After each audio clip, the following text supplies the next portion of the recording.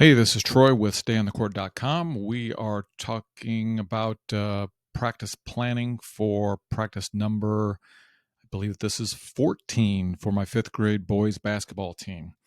So we had a big game this weekend. I did mention in one of the previous post-mortem videos. We played a team that's at the top of our league that I thought we could beat. I actually had scouted them the previous weekend. And they had a couple of really good ball handlers, and they got an awful lot of layups and scored 55 or so points against the team they were playing. Now that team wasn't a great team, but you know, we're lucky to put up 25 points in a game, so definitely a little bit scary. So I had put in kind of a pack line modification to our defense that actually worked pretty well. The kids executed really nicely on the help side, but we didn't get a good job of finding who we were guarding, and therefore our closeouts on the ball handler were not great, and that ended up giving them some open shots on the outside that one of their kids ended up, I think, hitting 2 or 3 threes. And he was a kid that when we scouted them, he was just shooting all layups. So I didn't know he had that in him. So I think if we'd had done a little bit better on the closeouts, I think we would have won. We were very close anyways. I think we were up 20-19 with about 3 or 4 minutes left. So anyways, I was proud of the kids, especially with only having really one practice on this pack line modification. So all right, so what we're going to do this week, we have our end of season tournament next weekend. So we have a guaranteed of 3 games. Our league ended up combining with I live in Omaha, Nebraska, and they ended up combining with a league in Lincoln to, rather than just playing teams from our league, they combined teams from Lincoln to kind of make a state tournament. So we got seeded, I think we're evenly matched. I kind of would have liked to have been put in a higher level tournament, but it is what it is. And should be a good additional practice going into our winter season. All right, so we're going to do this 11-man continuous 3-on-2 transition. Again, it's similar to 3-on-2 to 2-on-1 or continuous 3-on-2. A little bit of a wrinkle that I think will be easier for the kids to digest. I got this drill. I bought a package of practice plans from Teaching Youth Hoops, and I would say I certainly don't use them, verbatim, but I do go and use it, and as I'm progressing in the weeks, I see what are they doing in their week 12 or 13, and I was doing that, and I saw this 11-man continuous 3-on-2 transition, and we just happen to have 11 kids, which I think will all be there at a practice today, so I thought it'd be a good time to introduce it. So again, if you want any of my resources, these drill libraries, certainly let me know at troy.wallace@stayonthecourt.com, or get on the email list at stayonthecourt.com. There is a button there right at the top of the page.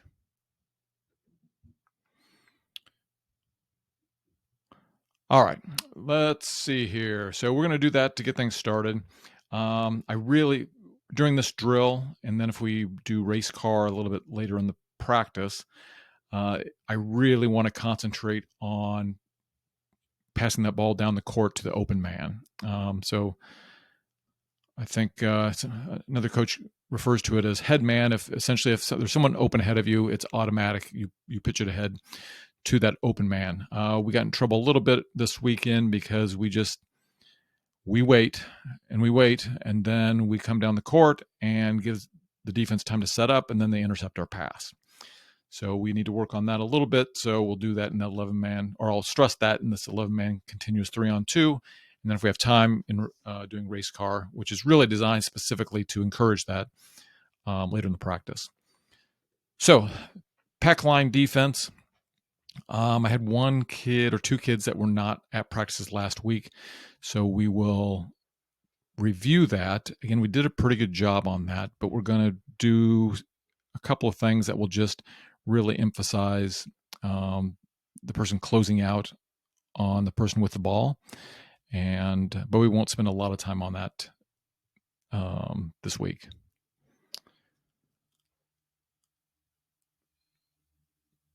So one thing I wanted to let the kids know is they tend to get sped up quite a bit. And in my 2 years of coaching this team, we've never had a 5-second call or a 10-second call. Now, last year, except for one tournament, there was no pressing, or there was no full court pressing, but we've never had a 5-second call on an out of bounds. We've never had a 5-second call with a held ball. So I just want to stress to the kids that, we've got time to breathe. If there's pressure, there's time. We don't have to stress, and I'll let them know that, a turnover, especially in a full court press, is much worse than a held ball turnover because it gives them the ball with our defense not ready. Some other things I want to stress is, protecting the basketball. Once they get the ball, and showing them some strategies on how to pivot to get the ball away from the defender, hopefully to draw some fouls. And, we end up, I wouldn't say we're probably not the most aggressive team to begin with. So that's number one. And so I'm hoping showing them this. And this is a drill that I picked up on Tyler Costin's YouTube channel. So again, if you want, these resources, certainly reach out to me. 3-man fast break drill. I don't know that we'll get to that today, but I'm going to keep it on there. We're going to stress, quick, sudden movements with purpose, especially to get open on offense, or if we're transitioning. We're trying to stress that, your 3 first steps after, either the other team gets the ball or we get a rebound, is it should be 3 sprints with purpose, back to the other side of the court. Also, there is another drill called circle trap that is something I also got from coaching youth hoops. And, it's just, well, let me see if I can bring up the video real quick.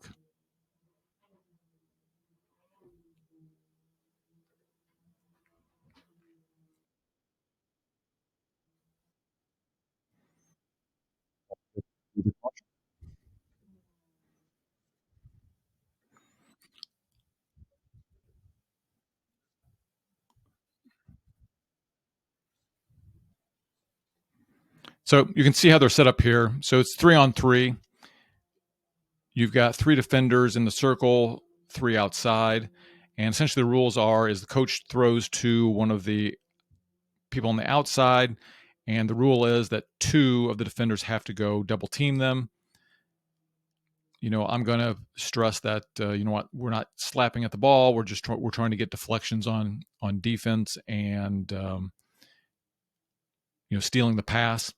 And I really want to help. Well, number one, I'll help, our defensive people understand anticipating where the ball is going, but then really on offense, when we're getting trapped in the full court or even at half court, hopefully give the kids a little presence of mind to do a pass fake, and then pass to the open man. Again, the defense has to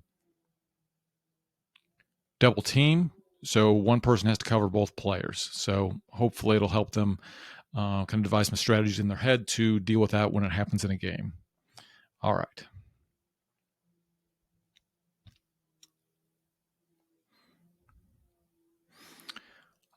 We will probably do a 3-on-2 rebounding exercise where the coach passes it to, we've got 3 offensive players, coach passes to one of them, and then the 2 on defense have to box out the other 2 players, and they battle for the ball.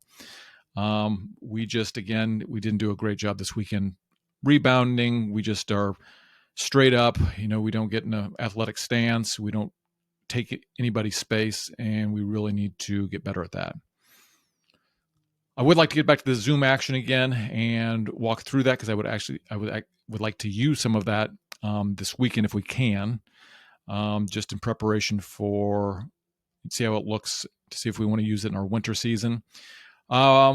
we may go, if we have time to go through the out of bounds plays, we'll do that. What I want to do is break out, especially our 4 and 5 guys, and maybe just have them walk through, because on the baseline out of bounds play, they're the ones who can score points, and we just don't seem to get enough opportunities, and that'll come back to quick, sudden movements. Let them know that you're sitting there, and patience, set the screen, and then quick move to the basket. So I would love to get to press breaks. I just don't think we're going to get there. We'll see how things go. And then I want to do, for fun, this Shaka Smart hustle drill, but I just don't know that we'll get there today either. So I'm hoping to have all 11 kids there. That is the hope. And if we don't, it just makes things a little more difficult.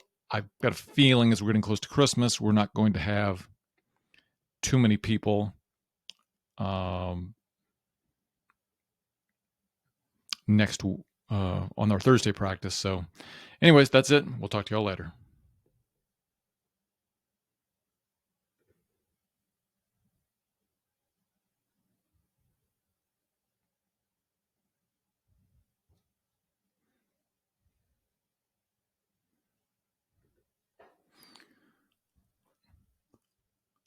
All right. Well, I think my recording stopped, so I'm going to do a take 2. So I suspect it stopped after I was showing what we had going on here with the circle trapping. So I'm going to come back over here. We're still rolling. Good.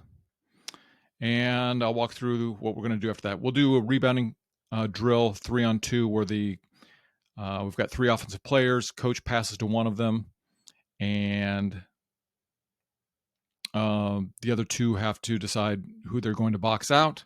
And then it's a competitive drill. And if somebody gets a rebound, they can go to offense. And the other guys will go to defense. I won't have an assistant coach today. Maybe one of the dads might be able to help, because it's nice if we can have 2 sides going, since we've got 5 kids involved in the drill.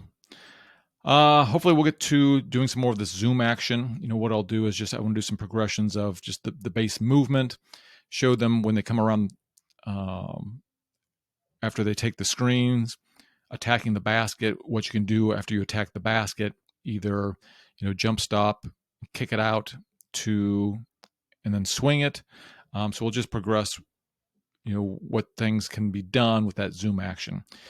If we've got time, we'll go and do the sideline out of bounds plays. On the baseline out of bounds play, we run the same one. It's been 2 years, but our 4 and 5 men who should be getting easy layups just don't move with a sense of urgency. And I may just run them through their parts, or just really emphasize what they're doing on those. The sideline out of bounds, we definitely need to review that. The kids just in the game get a little bit lost. They do get some movement, but it's certainly not the movement that is designed in the play. So I would love to get some press break stuff. That hurt us a little bit this weekend, but I don't know that we're going to get there. I also want to get the Shaka Smart hustle drill, which is more for fun, but we'll see how much time we have. Anyways, that is it, and we'll talk to y'all later. Again, stayonthecourt.com to get on the email list, or you're always free to email me at troy.wallace@stayonthecourt.com if you ever want access to any of these notes or my practice libraries with all the links to these drills. All right, that's it. We'll talk to y'all later.